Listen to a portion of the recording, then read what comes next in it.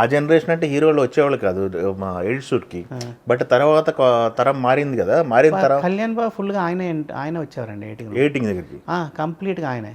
ఓ ఆయన చేసిన సినిమాలు అన్నిటికీ ఆయనే ఉండేవారు. ఆయనే సాంగ్స్ అన్నీ ఆయనే, కొరియోగ్రఫీ ఆల్మోస్ట్ ఆయనే దగ్గరుండి ఆయన ఏం కావాలో తీసుకుంటాడు. ఫైట్స్, సాంగ్స్ ఓకే, ఇంకెవరికి సంబంధం లేదు. ఆయనే దగ్గరుండి ఏం కావాలో చెప్పి చేయించుకుండేవాడు మాతో. మీరు చెప్పారా మరి? మీరు ఇట్లా అందరికీ ఒపీనియన్ అడిగినప్పుడు నిర్మోహం చెప్తారు కదా, చెప్తానండి. ఆయన ఎలా రిసీవ్ చేసుకున్నారు? అయ్యో చాలా బాగా తీసుకుంటారండి. ఆయన ఇంకొక సినిమా గురించి ఆయన కన్నా అసలు ఆ టైంలో నేను అందరు హీరోల సినిమాలు చేసేవాడిని. ఏ రోజు నన్ను వచ్చి ఆ సినిమా ఎలాగుంది, ఈ సినిమా ఎలాగుంది ఏ రోజు అడగలేదు ఆయన. పక్కన సినిమా గురించి పట్టించుకోరు అస్సలు. ఆయన సినిమా ఆయన అంతే. అప్పుడు యువకుడు బద్రి జరుగుతుంది.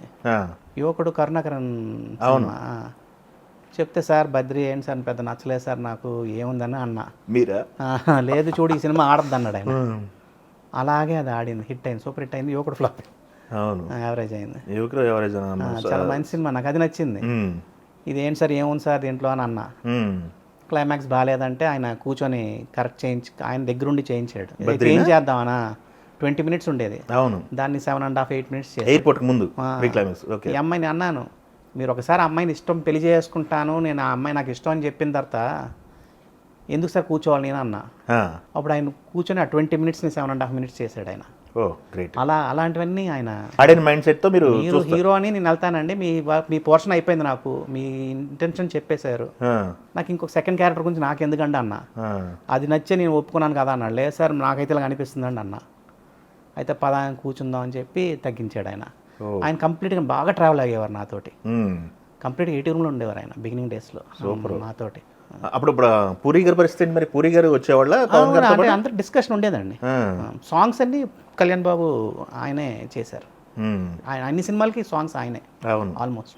మాస్టర్లు ఉండేవారు, బట్ మెయిన్ ఈయనే కంటెంట్ ఏం కావాలి, ఎలా కావాలి ఏంటని ఈయనే చెప్పేవారు. ఫైట్స్ కానీ సాంగ్స్ కానీ ఆయనకి ఏం కావాలనేది ఆయన చెప్పి చేయించుకుంటాడు. మొత్తం ఆయనే మెయిన్గా ఉండేవాడు, ఆయన దగ్గర ఉండి ఎడిటింగ్లో చేయించుకునేవారు. పవన్ కళ్యాణ్ గారి సినిమాలు దాదాపుగా మీరు ఖుషి వర్క్ మీరు చేశాను. ఖుషి తర్వాత పరిస్థితి ఏంటి సార్? డైరెక్టర్స్ మారటం వల్ల ఏమన్నా చేంజ్ వచ్చిందా? అది ఏం తెలియదండి, అది సడన్గా మరి ఆయన దూరం అయ్యాడు. మామూలుగా కనిపించినప్పుడు పలకరింపులు ఇట్లాంటివి ఉంటాయా? ఎదురుపడ్డప్పుడు సందర్భాలు అడుగుతాడు, అమ్మ ఎలా ఉన్నారు వెంకటేష్, బాగా ఇంటికి కూడా వచ్చేవారు ఆయన. అవునా? క్లోజ్గా ఉండేవారు ఆయన. సూపర్. బాగా డిస్కస్ చేశారు మాతోటి. నైట్ టైమ్స్ అంతా మా దగ్గర ఎడిటింగ్ రూమ్లో ఉండేవారు ఆయన.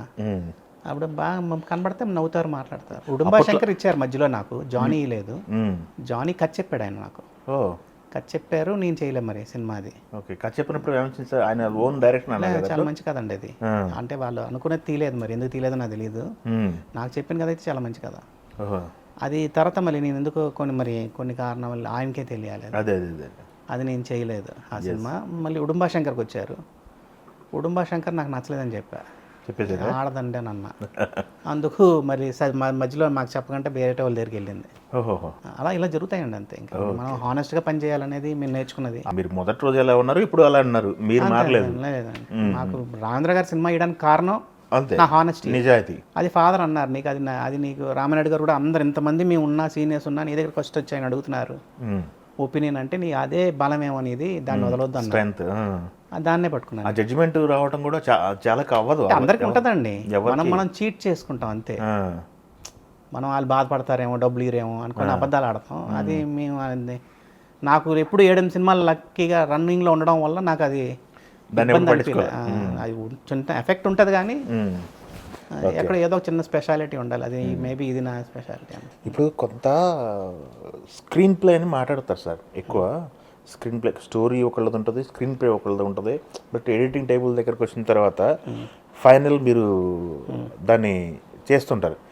ఎట్లా సార్ ఈ స్క్రీన్ ప్లే, రైటింగ్, ఎడిటింగ్ ఇవన్నీ మిక్సింగ్ ఎలా కుదురుతుంది? ఇవన్నీ స్క్రీన్ ప్లే చిన్న కన్ఫ్యూజన్ అనేది మేము చెప్తే బాధపడతారండి. యాక్చువల్గా ఎడిటింగ్లోనే స్క్రీన్ ప్లే ఫామ్ అవుతుందండి. ఎడిటింగ్ రూమ్లోనే స్క్రీన్ ప్లే, కథ రాసినప్పుడు ఏంటి రాస్తారు కదా, అవును, అదే ఆర్డర్నే స్క్రీన్ ప్లే అంటారు.